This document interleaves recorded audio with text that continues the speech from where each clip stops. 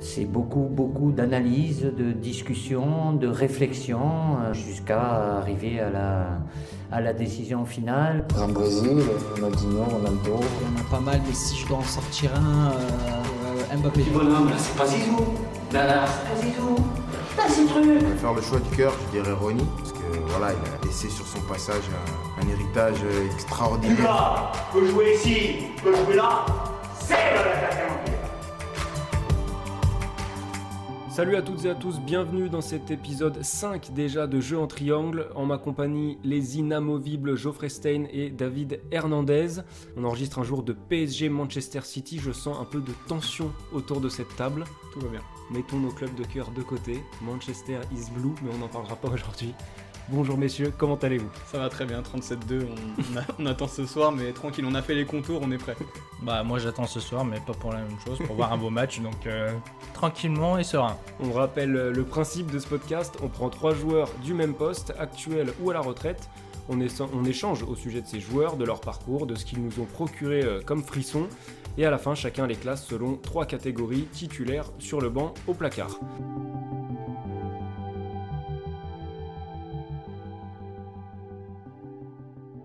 Avant de se lancer, on vous rappelle qu'on est dispo sur toutes les plateformes, Deezer, Spotify, Apple Podcast, etc. Si vous le souhaitez, abonnez-vous, mettez-nous 5 étoiles et partagez ce qu'on fait, ça nous aidera énormément.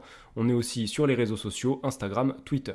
Allez, il est l'heure de se lancer dans le sujet du jour avec un poste qu'on n'avait pas encore évoqué jusqu'ici, celui de défenseur central.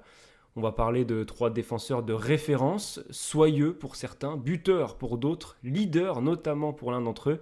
Le trio du jour est composé de Marquinhos, Virgil van Dijk et Raphaël Varane. Vous l'avez compris, on va évoquer des clubs et des joueurs du gratin européen avec 3 joueurs plutôt de la même génération, même si Marquinhos est un petit peu plus jeune que les 2 autres. Mais en tout cas, ce sont 3 joueurs qui ont déjà fait beaucoup et dont on attend encore énormément. C'est notamment pour ça qu'on n'est pas allé chercher un Sergio Ramos, par exemple, et ses 35 ans, qui aurait écrasé un petit peu tout le monde avec son vécu. Les bases sont posées, messieurs, préparez la lessive, mais un petit 30 degrés suffira parce qu'on va salir le short, mais pas trop. C'est parti pour l'échauffement.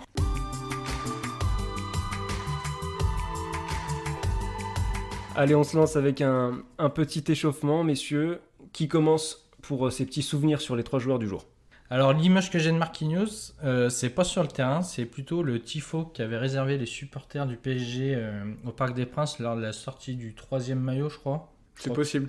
Non, du deuxième, du maillot blanc avec bleu et le rouge, avec les bandes bleues et rouges. Et en fait, ça m'a marqué dans le sens où il y avait encore Thiago Silva, tout ça. Et le symbole de ce PSG, c'était Marquinhos pour les supporters. Et je trouve que ça en disait beaucoup sur le joueur et sur l'homme, de ce qu'il fait depuis qu'il est arrivé au PSG. Et avec ce cri de rage, on le voit qui tire l'écution du PSG et qui crie. Et je trouve que ça représentait vraiment bien Marquinhos. Sur Virgil van Dijk, ça va pas être très original, mais déjà il y a sa fameuse stat du nombre de matchs sans être dribblé par un attaquant qui a duré plus d'un an, 1 an et demi, je crois même. 1 an et 5 mois, je crois exactement. Et autrement, ça serait sa campagne avec Liverpool où ils vont jusqu'au titre en C1, jusqu'à la fin.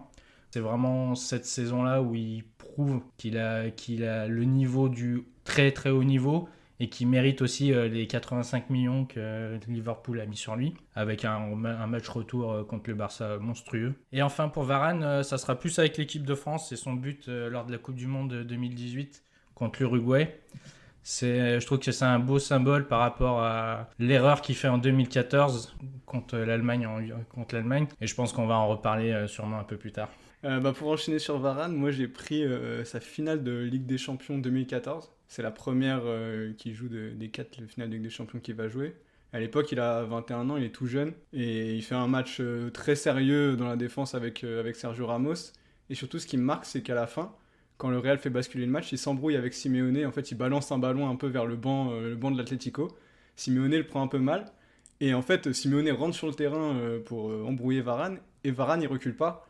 Il y va et il lui dit un peu ses 4 vérités. Ça chauffe un peu.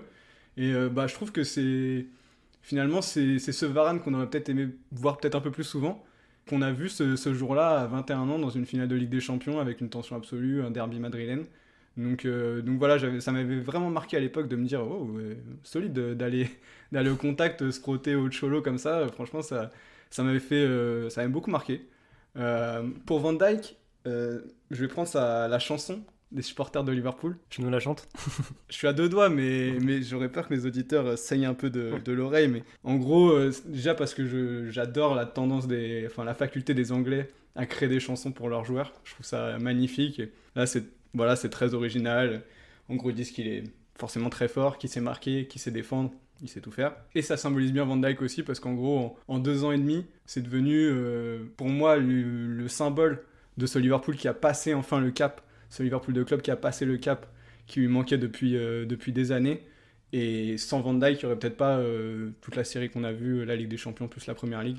Et je trouve qu'en fait, il mérite complètement d'avoir cet honneur, d'avoir une chanson du COP de Liverpool, un des COP les plus mythiques du monde, à son honneur. Et puis Marquinhos, c'est assez classique, c'est son sauvetage contre le Barça en 2015, son tacle à la 89e minute pour empêcher Jordi Alba de marquer.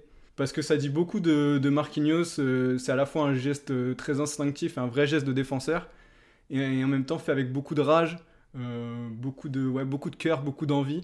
Et je trouve que ça symbolise très bien ce qu'est Marquis et ce qui est vraiment en train de devenir encore plus aujourd'hui un vrai leader. Ce match-là, il n'y a pas Thiago Silva, il joue avec David Luiz. Et finalement, c'est assez symbolique, ce Marquinhos qui est en train de prendre son indépendance presque aujourd'hui. Et on l'a vu par exemple dans des bribes comme ça sur ce sauvetage contre le Barça en 2015. Ouais, du coup, moi, mon souvenir de Marquinhos, il représente ce que tu es en train de dire. C'est un souvenir qui est très frais. Et en fait, c'est même plus une tendance qu'un souvenir. C'est le fait qu'on voit énormément Marquinhos en ce moment et que c'est vraiment presque autant que Neymar et Mbappé la tête qui dépasse de ce PSG. C'est le Final 8 de Marquinhos, c'est son but contre l'Atalanta, son but contre Leipzig, cette année il marque contre United, contre le Bayern. C'est aujourd'hui l'une des têtes qui dépasse du côté de Paris. Alors je sais pas si c'est bon signe ou pas forcément toujours que ce soit lui qui doit venir sauver le PSG, mais en tout cas c'est comme ça et c'est très intéressant pour un joueur qui a débarqué très jeune au PSG et dont on a vu une ascension extrêmement spectaculaire. Ensuite, Van Dijk, moi j'ai le souvenir de son transfert en fait en janvier 2018 où en fait je me souviens très bien m'être dit c'est encore un transfert made in Premier League. Ça claque 84 millions d'euros en milieu de saison pour un joueur de Southampton. En plus, je pense qu'à l'époque, c'était encore la Première Ligue sur RMC, donc je regardais un peu moins la Première Ligue. Donc j'avais peu de matchs de Southampton en mémoire. Je savais pas vraiment ce qui valait. Et je m'étais dit, voilà, encore un transfert de plus démesuré. Transfert record pour un défenseur à l'époque, depuis dépassé par le grand Harry Maguire. Mais bon, la suite m'a donné tort d'avoir pensé ça et il est devenu le joueur dont on parlera après. Et puis Varane, alors oui, j'avais le même souvenir que toi, il y a exactement le même parallèle entre 2014 et 2018. C'est vrai que le symbole était très fort. Et j'ai quand même la petite image aussi du Varane de Lens, avec ses petites tresses et tout, qui jouait milieu de terrain pas mal de fois. Et c'est fou de se dire que il y a 10 ans, c'est à peu près ça, 10-11 ans, il était au RC Lens et que là, il est en train de boucler sa 10e saison, sa 10e année au Real Madrid. C'est juste hallucinant. Et c'est pareil, on aura l'occasion d'en parler après, mais ça dit beaucoup de sa précocité et de la longévité et comment il a su s'intégrer dans un club aussi monstrueux que le Real Madrid. On est en jambes, messieurs. On est bien. On va pouvoir se lancer sur le match. C'est parti. On va faire un match, mon gars.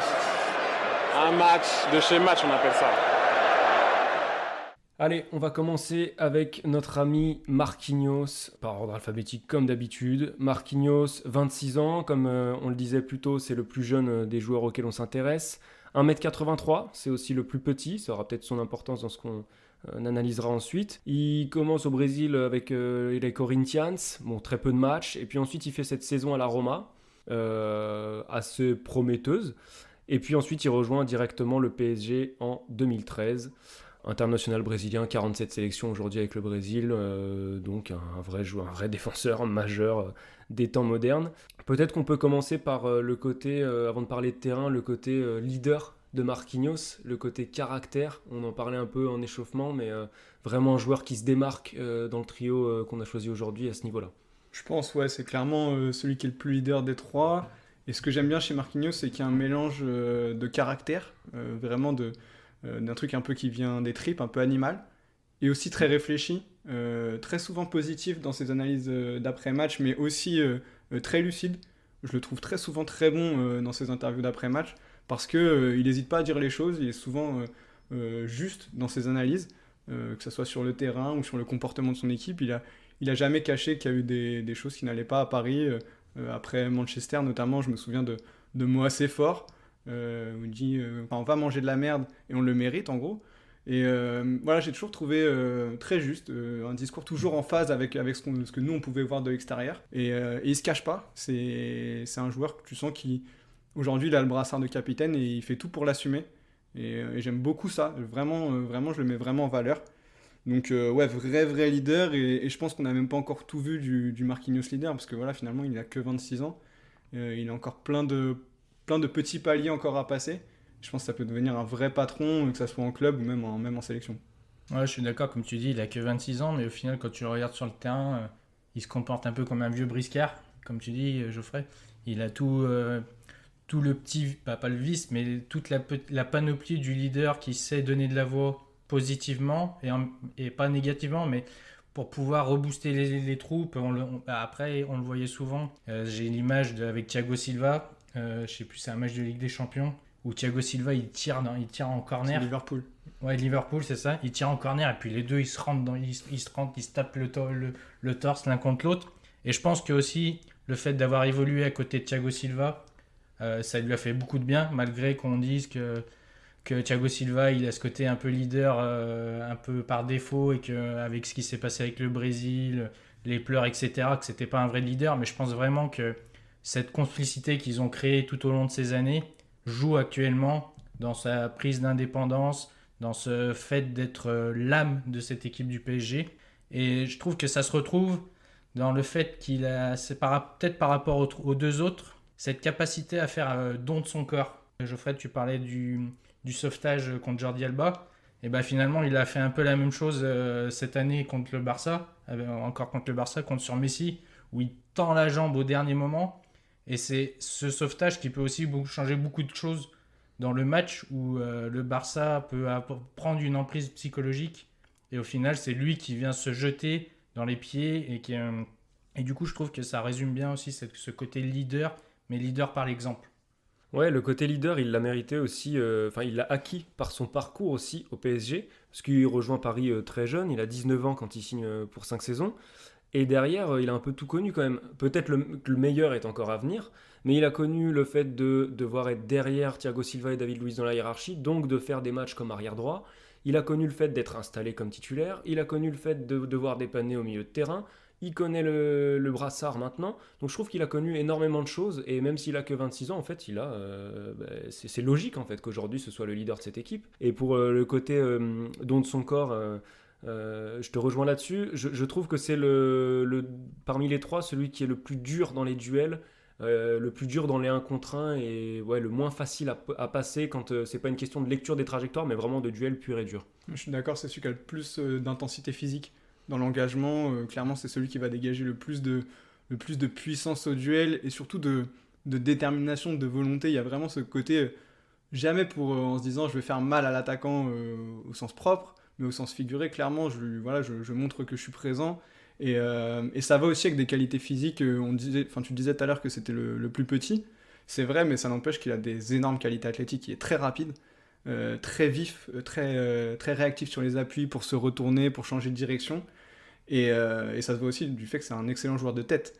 Malgré son 1m83, un excellent joueur de tête offensif, notamment, et aussi défensif, parce qu'il a une détente énorme, un vrai sens du timing. Donc en fait, il a compensé sa petite taille qui en effet pourrait être embêtant aujourd'hui dans un football où on est toujours plus costaud, toujours plus grand, surtout au poste de défenseur central. Mais je trouve qu'il compense avec beaucoup de travail. On sent qu'il a beaucoup bossé sur son corps. Mais aussi voilà, des vraies qualités, un excellent rapport puissance-vitesse par rapport à son gabarit. Ouais, je trouve aussi qu'il a eu une évolution dans son jeu. On parlait de cette dépendance avec Thiago Silva. Je trouve que quand il jouait avec Thiago Silva, c'était le plus rugueux des deux. Il était plus dans, comme tu dis, dans l'impact. Et là, le passage avec Kimpembe, les rôles se sont inversés et il est plus dans la création. Même si après, alors moi, je trouve que par rapport aux deux autres, c'est peut-être celui qui est le moins technique, qui a la moins bonne technique de balle dans la relance. Je sais pas si... Moi, je suis assez d'accord là-dessus. Moi je mets un astérisque un peu là-dessus. Je trouve que déjà, il a beaucoup progressé grâce à son passage au milieu. Maintenant, il est vraiment capable de jouer sous pression, beaucoup plus capable de faire la passe entre les lignes et d'avancer balle au pied, contrairement à avant. Je le trouve vraiment en progression dans l'utilisation du ballon. C'est pour moi celui qui a le jeu de passe ou les relances peut-être les moins impactantes. Il sait être sous pression, etc. Mais bon, on parlera, je spoil un petit peu, peut-être de Van Dijk après, qui a un jeu long extraordinaire. Marquinhos n'a pas ça, et même lors de son passage au milieu de terrain, les critiques qu'on lui faisait, c'était que justement, ça restait quand même assez neutre quand il se retrouvait avec le... Il savait jouer sous pression, mais ça restait un peu trop neutre quand même par moment. Un peu trop exemple... sur la largeur et tout, voilà. Ouais, mais par exemple, ce qu'il est capable de faire contre le Barça sur le premier but de Paris, le renversement, c'est une vraie transversale de 40 mètres qui va chercher Kurzawa qui est aux abords de la surface. Dans l'absolu, il a 10 mètres pour la faire, quoi. Donc c'est un truc où il faut être très précis, et il l'a fait parfaitement. Donc je dis pas que c'est devenu les standards de Marquinhos, ça reste un peu une exception dans son jeu, mais il est en vrai progrès dans le jeu long et globalement dans la relance, je trouve. Après, ça demande confirmation en effet sur la durée. David, tout à l'heure, tu parlais du fait qu'il avait su changer un petit peu de casquette entre le binôme avec Thiago Silva et celui avec Kimpembe. Moi, ce que j'aime bien aussi, c'est qu'il est capable de s'adapter à deux configurations qui sont très distinctes, c'est-à-dire la configuration Ligue 1 et la configuration Ligue des Champions. C'est-à-dire que contre le Bayern, il a fait partie de ces joueurs, alors bon, il est sorti sur blessure, mais il a fait partie de ces joueurs, mais d'autres matchs avant aussi, capables de jouer sous pression et de défendre dans leur surface presque. Et alors en Ligue 1, c'est-à-dire 80% de son expérience au PSG, c'est défendre extrêmement haut et défendre dans des matchs où tu sais que en tant que défenseur du PSG, tu auras 3-4 situations à gérer. Donc on avait fait un podcast sur les gardiens il n'y a pas longtemps et on disait que les grands gardiens, c'était ceux qui arrivaient à faire une ou deux interventions dans le match. Et je trouve qu'on retrouve un peu ça chez Marquinhos et chez les défenseurs qui jouent dans ce type de configuration. C'est-à-dire que lui, les matchs où il a que une ou deux interventions à faire, il est capable de les faire très proprement, de bien rester dans son match et de savoir gérer, de défendre avec 50 mètres dans ton dos. Et ça, j'aime bien chez lui. Ouais, et puis il a cette faculté, comme tu dis, malgré le fait que le PSG ait la possession du ballon, c'est un défenseur qui, peut-être à la différence de Thiago Silva, va pas s'embêter à vouloir relancer propre. Si à un moment, il va falloir qu'il mette une grande praline devant, il va mettre la grande praline. Et c'est ce qu'on a vu aussi des fois sous la pression du Bayern, c'est lors du dernier tour, quoi.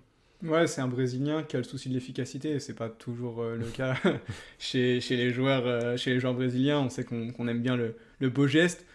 Chez Marquinhos, il y a un vrai souci de l'efficacité, et voilà, ça se voit, je trouve, dans tout ce qu'il fait avec Paris. Et en fait, on parlait de ses difficultés un peu à s'imposer, où il avait été mis en concurrence avec David Luiz, etc. Finalement, ça a toujours été un joueur assez fiable, Marquinhos. Parce que même dans les périodes où il était un petit peu derrière, du coup, il jouait un petit peu arrière droit.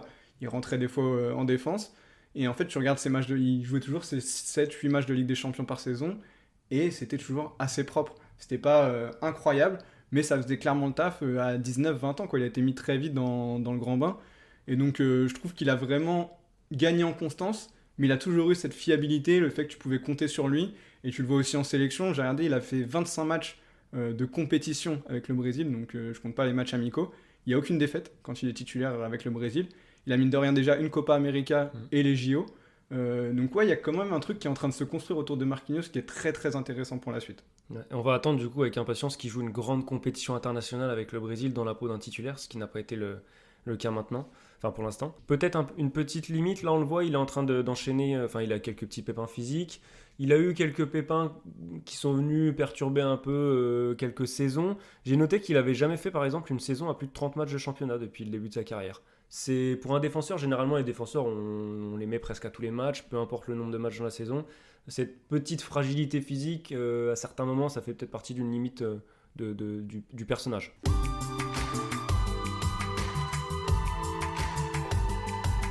Et allez, on va enchaîner avec Virgil van Dijk. Alors là, on passe à un autre gabarit, à une autre génération aussi. Il a 29 ans, le néerlandais, 1m93.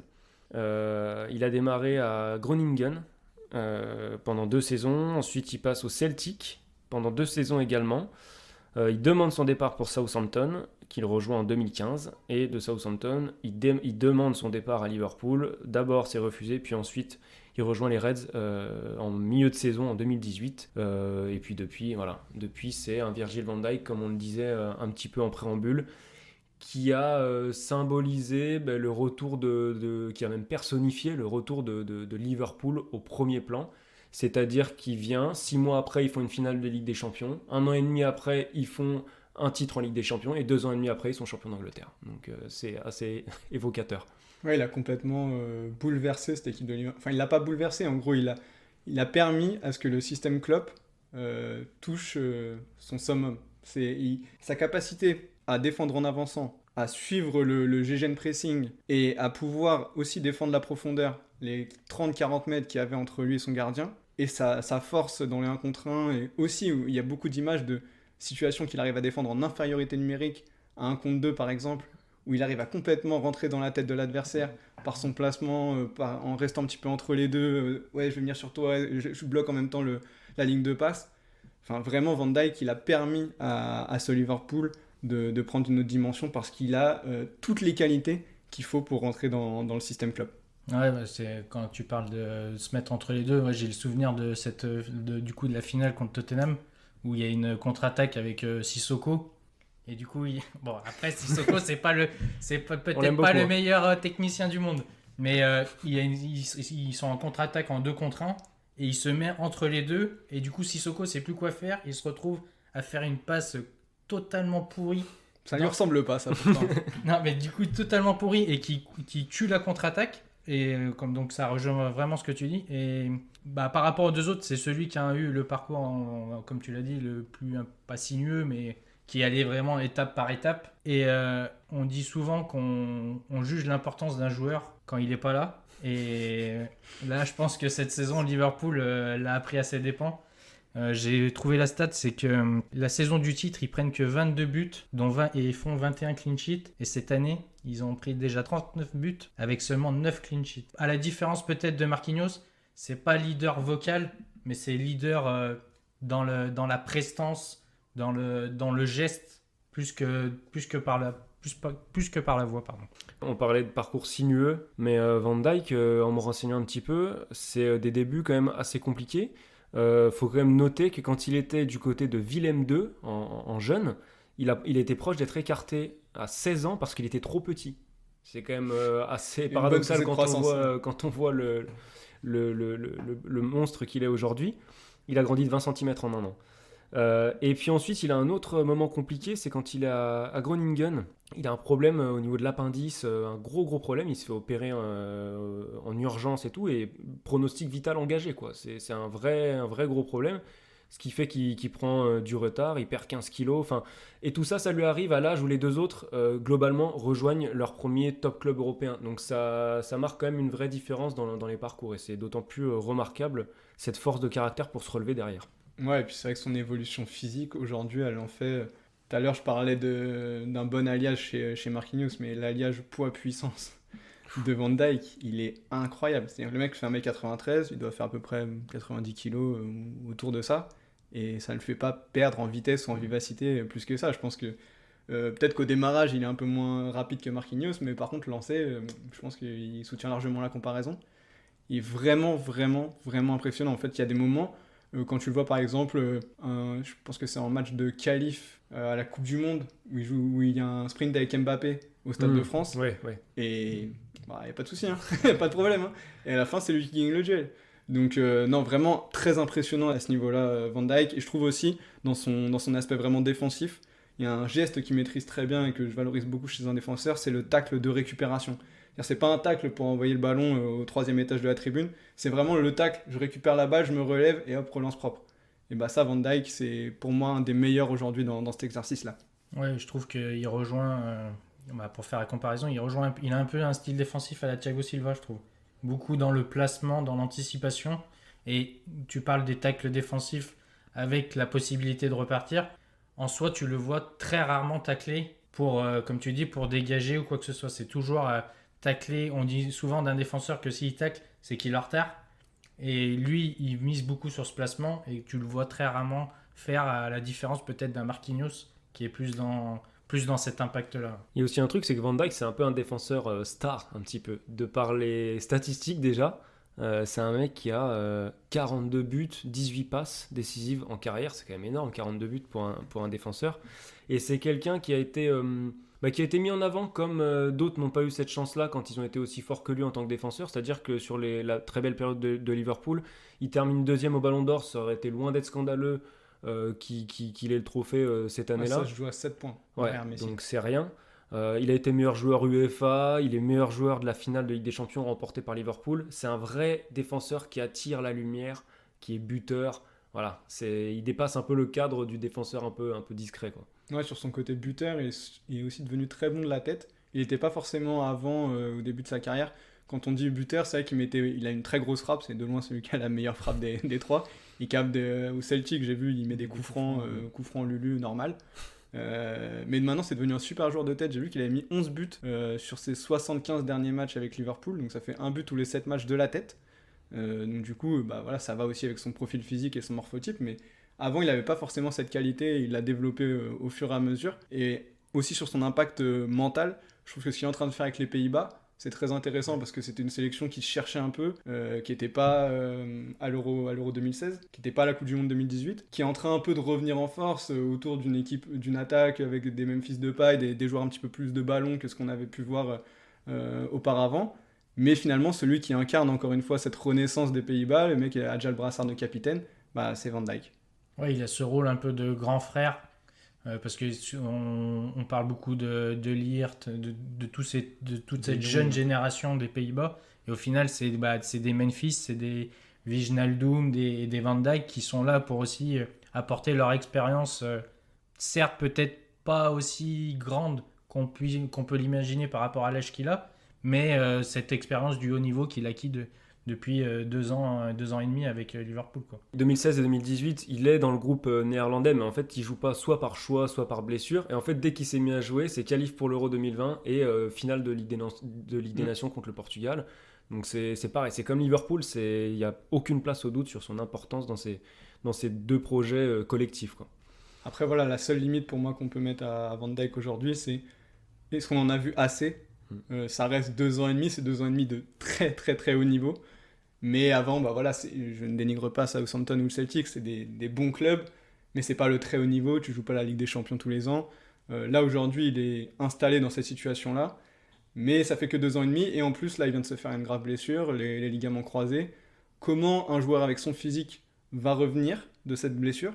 Même si on sait que les techniques ont évolué, aujourd'hui, la préparation physique est à un niveau jamais atteint dans le sport et dans le foot. Mais ça pose quand même une vraie question quand tu as bientôt 30 ans, de revenir de ce type de blessure avec ce physique-là. Oui, ça sera intéressant de voir dans quelle mesure, que ce soit sous Klopp ou peut-être un autre entraîneur, est-ce que le jeu de Liverpool va aussi évoluer un petit peu vers quelque chose de moins énergivore, peut-être que ça l'arrangerait aussi, parce que là on voit bien on disait que Liverpool est moins bon sans Van Dijk, mais il y a aussi le fait que tout le monde s'est essoufflé, donc Liverpool, il va falloir qu'il se calme sur l'intensité ou qu'il trouve d'autres joueurs capables de le faire. Mais ça va être intéressant de voir si le style de jeu de Liverpool changera et si lui, ça le mettra, enfin, il en profitera ou non par rapport à un joueur de retour de blessure.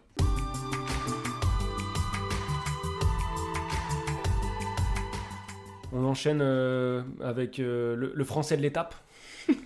Le local de l'étape. Le local de l'étape. Raphaël Varane. 28 ans, notre ami Raphaël Varane, 1m91, encore un joli bébé, une saison à Lens et Real Madrid depuis 2011. Normal. 10 ans de Real Madrid. Le coup de fil de Zizou qui a tout changé. Voilà, donc bon. Évidemment un palmarès monstre, le plus gros palmarès évidemment de ces 3 joueurs. On a 3 Ligas, lui il faut quand même qu'on le cite son palmarès parce que c'est assez impressionnant. 3 Ligas, une Coupe du Roi, 2 Super Coupes d'Espagne, 4 Ligues des Champions, 3 Super Coupes de l'UEFA, 4 Coupes du Monde des clubs et une petite Coupe du Monde du côté de la Cerise Russie. sur le gâteau. Voilà. On parle encore une fois d'un joueur très précoce. Il a fait ses débuts pro à 17 ans et donc il a réussi en fait ce que beaucoup d'autres, notamment jeunes français, ont échoué à faire, c'est-à-dire partir très tôt de son club formateur pour essayer d'aller percer à l'étranger. Et ça, il l'a réussi, c'est le premier fait marquant de sa carrière. Ouais, pour le coup, vraiment phénomène de précocité incroyable quand tu vois que sa première saison au Real, tu peux te dire, bah voilà, il va en faire banquette ou il va jouer avec le Castilla. T'as déjà 15 matchs. Et deuxième saison, il est titulaire dans une équipe qui va en demi-finale de Ligue des Champions. Parce qu'à l'époque, en gros, il est titulaire avec Pepe dans l'axe et Ramos joue côté droit encore. Et ça fait demi-finale de Ligue des Champions en 2013-2014. Et Varane, il est titulaire. Pas 2013-2014 d'ailleurs, 2012-2013, parce que 2014, ils vont en finale. 2012-2013, ça se prend le quadruplé de Lewandowski en demi-finale. Mais il est titulaire avec Pepe dans ce Real-là à 20 ans. C'est vraiment impressionnant de se rappeler ça et de se dire que ce joueur a réussi à cet âge-là, en venant de Lens. En plus, il vient pas d'un top club français à l'époque. Il vient pas de Lyon, il vient pas de Marseille. Là, il découvre un contexte de pression ultime et il arrive tout de suite à se fondre dans ce club. C'est vraiment, vraiment impressionnant. Ouais, je trouve qu'au final, il aurait peut-être pu être encore plus précoce s'il n'était pas tombé dans ce Real de José Mourinho, moi je trouve. C'est vraiment l'arrivée de Ancelotti et aussi le fait de Zizou comme adjoint, puis en coach principal, qui va vraiment lui permettre d'exploser au Real, comme on l'a dit dans le premier podcast sur Benzema. C'est vraiment la touche, là c'est vraiment comme tu avais dit au début, c'est vraiment le coup de fil de Zizou et la confiance mise de Zidane sur Varane qui lui ont permis de passer aussi ce stade et ce cap que beaucoup de gens aussi commençaient à pointer du doigt en se disant ça fait 3-4 ans qu'il est au Real, est-ce qu'il va réussir à déloger Pepe qui est plus dans l'impact, qui est plus rugueux, et est-ce qu'il a cette qualité mentale et cette force mentale pour s'imposer dans un club comme le Real Madrid qui est le plus grand club du monde. Tu peux le dire, David. Ouais, je sais que ça fait mal. Ça me fait mal, mais... Et du coup, il a réussi à le prouver et aussi à s'enlever un peu cette étiquette de joueur défenseur un peu gentil qui lui colle à la peau, je trouve. Moi, je trouve qu'il y a quand même un paradoxe quand on regarde toute la carrière jusqu'ici de Varane, c'est que effectivement, c'est un modèle de précocité. Il a très vite joué, mais à la fois, il jouait, mais il y a quand même évidemment au Real une vraie concurrence, ce qui fait qu'il a rarement fait, que ce soit pour la concurrence ou des blessures, des saisons pleines jusqu'au retour de la Coupe du Monde 2018. Et le paradoxe, c'est que depuis qu'il est titulaire indiscutable et qu'il fait les saisons les plus pleines, eh ben, il n'a jamais été aussi critiqué. Alors il est peut-être plus exposé, mais je trouve que depuis 2 ans et puis le retour de la Coupe du Monde, c'est là qu'on a commencé à dire Varane enchaîne un peu les erreurs, etc. Et je trouve que c'est quand même un petit paradoxe dans son parcours. Ouais, c'est assez symbolique finalement de ce qu'on peut avoir comme ressenti de Varane. Un petit manque de personnalité. On a beaucoup dit, en gros, Varane sans Ramos, limite c'est rien.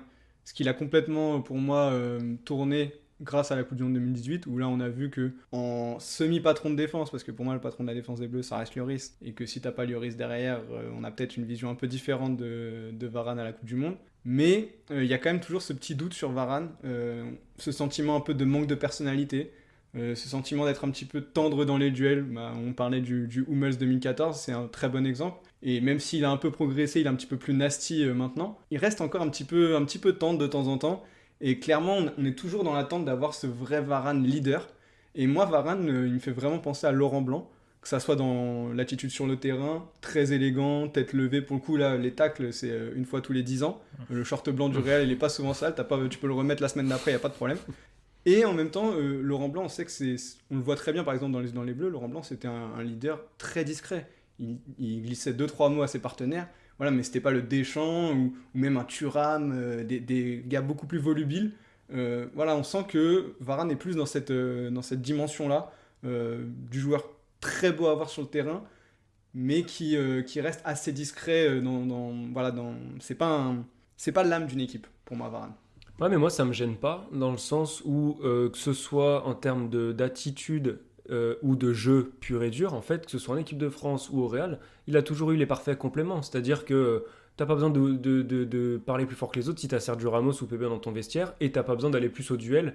Au contraire, même, tu dois être plus en couverture si tu as Ramos et Pepe qui vont plus au mastic, et lui, il est plus dans la lecture. Il lui faut le bon complément, en fait, à Varane. C'est-à-dire qu'il est champion du monde avec un Umtiti qui allait aussi plus au duel. Aujourd'hui, il a Kipembe à côté de lui, en équipe de France, et ça fait une très jolie paire.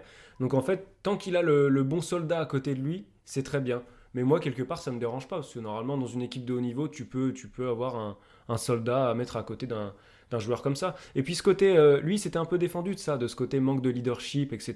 Dans une interview juste après le mondial où il dit je vous ai montré que j'étais capable d'être un leader sur le terrain. Certes, je parle pas plus fort que les autres, mais je vous ai montré. Il met son but contre l'Uruguay, c'est des vraies attitudes de leader, des vrais matchs références. Et au final, moi, c'est pas un point qui me chagrine plus que ça, ce manque de leadership. Ouais, je suis d'accord. Après, t'as dit, je crois, 73 sélections. Oui. T'attends peut-être un peu plus d'un joueur qui a un tel vécu. Ouais, si en équipe de France, on n'avait pas les joueurs à mettre autour de lui, Varane pourrait être un problème presque en équipe de France. En tout cas, on se poserait beaucoup plus la question de la remise en cause. Par exemple, on a vu que la paire Langlais-Varane, il y avait un petit souci de complémentarité, les deux un peu trop gentils, et du coup, c'était pas la même, ça dégageait pas la même puissance et la même impression de solidité qu'on peut avoir en effet quand il a un profil type Umtiti ou Kimpembe à côté de lui. Ouais, après, plus dans le profil du jeu, c'est un profil qui va plus se rapprocher peut-être de Van Dijk que de Marquinhos du coup, dans la lecture. Et tu le disais tout à l'heure, c'est vrai que Varane, il incarne quand même une élégance et le type de défenseur qu'on aime voir. Et puis, peut-être que ça vient aussi du fait, on l'a pas souligné ça, mais il fait une demi-saison comme milieu défensif à Lens. C'est-à-dire que quand il arrive au Real, il a 6 mois de football professionnel en tant que défenseur central dans les jambes. Et bon, c'est assez peu, quoi. C'est un peu maigre. Ouais, et puis vraiment, je trouve dans la relance, on en parlait tout à l'heure, très bon Varane dans la relance, mais je trouve que il y a encore, mais des fois, je trouve que ça rejoint son manque de personnalité. Je sais qu'en équipe de France, par exemple, des fois, il me rend fou à porter la balle sur 20 mètres, en effet, pour plus ou moins fixer de son attaquant qui est là au pressing, pour faire une passe à 10 mètres à son latéral. C'est vrai qu'on se dit qu'avec un peu plus de personnalité, étant donné les qualités monstrueuses qu'il a, parce qu'on parlait de la vitesse de Van Dijk, là, il y a un client aussi, en termes de vitesse, de puissance et d'aisance technique, etc. Si vous ajoutez à ça peut-être le manque de confiance que nous, on a l'impression de ressentir comme ça de l'expérience, de l'extérieur, pardon, ça peut devenir encore plus fort, quoi. Ouais, et puis tu disais 1m91, et au final, c'est pour moi sa taille dans les coups de pied arrêtés offensifs notamment. Je trouve que ça se voit pas assez par rapport aux deux. Je trouve que pour un défenseur qui dépasse le 1m90, à part cette tête contre l'Uruguay, mais autrement, t'as pas de souvenir d'un réel poids offensif dans la surface madrilène ou avec les Bleus, je trouve. C'est vrai que c'est plus criant défensivement. Là, on enregistre un lendemain de Real Madrid-Chelsea. Hier, je l'ai trouvé assez souverain dans les airs sur les coups de pied arrêtés défensifs. Mais c'est vrai qu'offensivement, on attend un peu plus d'un gabarit comme le sien, ça c'est sûr. Après, voilà, pour finir quand même sur un truc un peu plus positif, jamais oublier comme on l'a dit, il a passé 10 ans au Real. Il est déjà à 50 matchs d'intégrer le top 10 des joueurs les plus capés de l'histoire du Real Madrid. D'ici la Coupe du Monde 2022, il sera probablement proche des 100 sélections. S'il en est là, c'est clairement pas par hasard. C'est un défenseur vraiment, vraiment très très fort, avec d'immenses qualités techniques et physiques de départ. Voilà, la seule limite qu'on évoque là, finalement, elle se situe plus dans la tête que dans ses qualités naturelles. Et c'est pour ça qu'il va être intéressant de voir la suite, parce qu'il arrive au bout de l'expérience au Real. Là, on a l'impression, ça fait plusieurs fois qu'il le dit, qu'il a envie de changer d'air. Je pense qu'il va partir peut-être cet été ou l'été d'après. Donc ça va être super intéressant de voir dans quel club il atterrit, dans quelles conditions il est et comment il s'adapte à tout ça. On va pouvoir passer au moment de vérité, messieurs. C'est parti pour le temps additionnel. Additionnel, 3 minutes minimum. 3 minutes de bonheur en plus.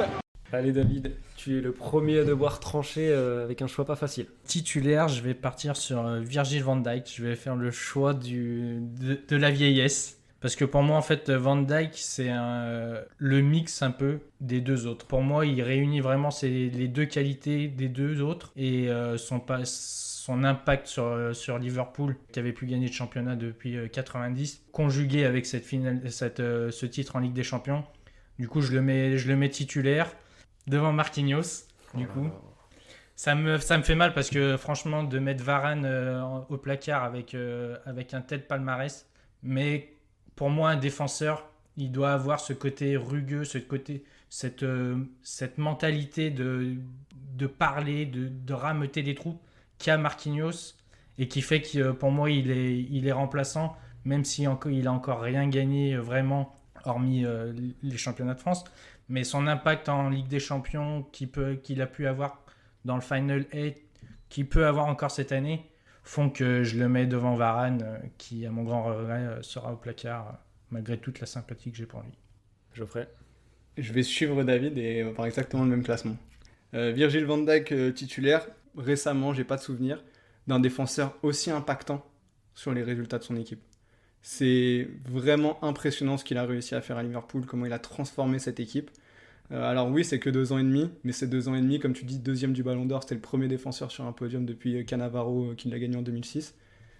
Ce qu'il a fait en 2 ans et demi, c'est vraiment, vraiment impressionnant, et on a très peu parlé finalement de ses qualités de jeu long, où c'est un vrai quarterback d'une qualité folle, d'une précision incroyable.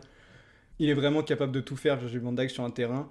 Donc aujourd'hui, ça s'impose à moi comme choix de le mettre comme titulaire. Et derrière Marquinhos, parce que j'ai le sentiment qu'en étant un peu plus jeune que les 2 autres, il a un vrai potentiel pour être un jour le meilleur défenseur du monde.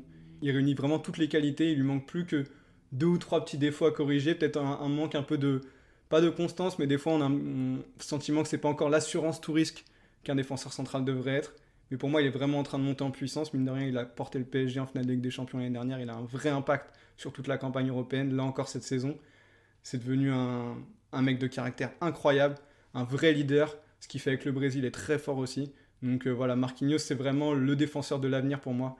Et Varane, voilà, c'est limite que j'évoquais dans le match, c'est limite mentale que je trouve qu'il n'a pas réussi à dépasser malgré tout le vécu qu'il a maintenant, que ce soit en club ou en sélection.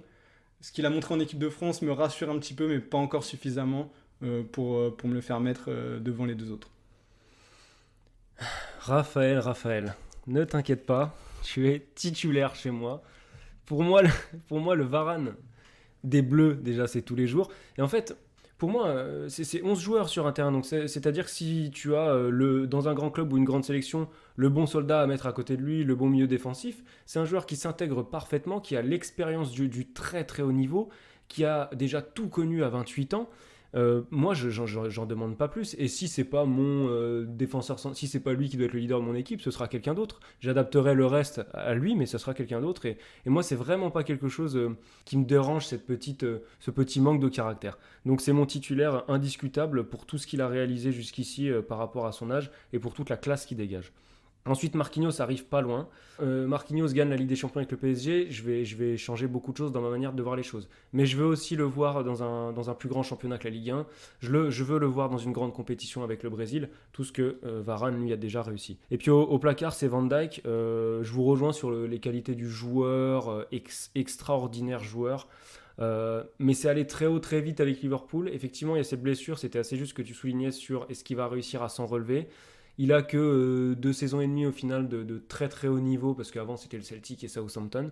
Donc j'attends d'en voir quand même un petit peu plus de Van Dijk. Curieux de voir ce qu'il va faire avec les Pays-Bas dans les grandes compétitions aussi.